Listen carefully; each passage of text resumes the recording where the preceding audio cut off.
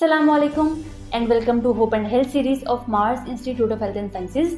इस सीरीज़ के अंदर हम मुख्तलिफ बीमारियों को देखेंगे और हम ये देखेंगे कि वो बीमारियां क्या होती हैं, किन वजूहात से हो सकती हैं, क्या क्या अलामात आती हैं और उनका किस तरीके से इलाज किया जाता है। सबसे पहले जो बीमारी है वो है स्ट्रोक, जिसको हम फालिज भी बोलते हैं।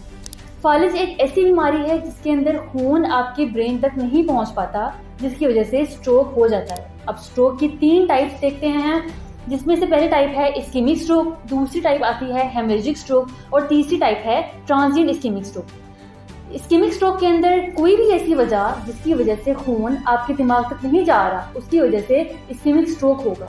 अब जैसे थ्रोम्बोसिस है, थ्रोम्बोसिस के अंदर अगर कोई इंसान ऐसा खाना खाता है जिसके अंदर कोलेस्ट्रोल बहुत ज़्यादा है, वो कोलेस्ट्रोल जाकर आपके दिमाग के ब्लड वेसल्स के अंदर जम जाएगा और ब्लड को आपके दिमाग तक नहीं जाने देगा, उसकी वजह से इस्केमिक स्ट्रोक हो सकता है।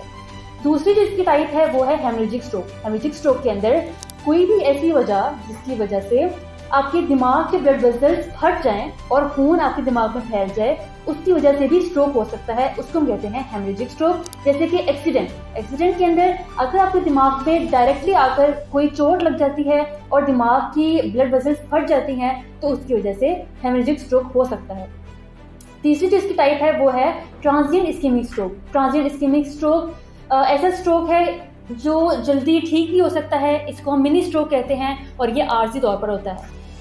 फिर हम लोगों ने देख लिया कि स्ट्रोक की टाइप्स कौन सी हैं। अब स्ट्रोक किन किन वजूहात से हो सकता है। स्ट्रोक की पहली वजह आती है हाई कोलेस्ट्रोल लेवल। अगर आप ऐसा खाना खाते हो जिसके अंदर ऑयल बहुत ज़्यादा है, कोलेस्ट्रोल बहुत ज़्यादा है, तो वो कोलेस्ट्रोल जाकर आपके दिमाग के ब्लड वेसल्स के अंदर जम जाएगा और खून को आपके दिमाग तक नहीं पहुंचने देगा। दूसरी वजह इसकी आती है ब्लड प्रेशर। अगर ब्लड प्रेशर बहुत ज़्यादा है तो वो आपके दिमाग के ब्लड वेसल्स को रप्चर कर सकता है, खून आपके दिमाग में फैल जाएगा और उसकी वजह से भी हेमरेजिक स्ट्रोक हो सकता है। तीसरी वजह आती है शुगर। अगर शुगर आपकी अनकंट्रोल है तो उसकी वजह से भी आपका स्ट्रोक हो सकता है। अब अगर हम देखते हैं कि स्ट्रोक की क्या क्या अलामात हो सकती हैं। स्ट्रोक की पहली अलामत होती है आपके चेहरे का लटक जाना। आपका जो एक साइड का चेहरा है वो लटक जाता है। दूसरी अलामत इसकी होती है आपके बाजू और टांगों के पट्टों का कमज़ोर हो जाना। इसके अलावा आपकी जो सेंसेस हैं वो भी ख़राब हो जाती हैं, जैसे कि आपकी टेस्ट सही नहीं होगा, आप सुन नहीं सही पाओगे, आपके बोलने में मुश्किल पैदा होंगी। तो ये सब अलामात हमारे पास स्ट्रोक के अंदर आ रही होती हैं। इसके अलावा अगर हम देखें स्ट्रोक को हम किस तरह ठीक कर सकते हैं, तो स्ट्रोक के हमारे पास 2 तरीक़ों से इसकी मैनेजमेंट आ सकती है। एक आती है मेडिकल मैनेजमेंट और दूसरी आती है फिजियोथेरेपी मैनेजमेंट। मेडिकल मैनेजमेंट के अंदर आप उन सब चीज़ों को ठीक करोगे जिनकी वजह से स्ट्रोक हो रहा था। अगर ब्लड प्रेशर बहुत ज़्यादा होने की वजह से स्ट्रोक हो रहा था तो हम ऐसी दवाइयाँ देंगे जिसकी वजह से आपका ब्लड प्रेशर नॉर्मल पर आ जाए। अगर आपका डायबिटीज़ की वजह से स्ट्रोक हो रहा था, शुगर की वजह से, तो आप ऐसी दवाइयाँ दोगे जिसकी वजह से आपका शुगर ठीक हो जाए।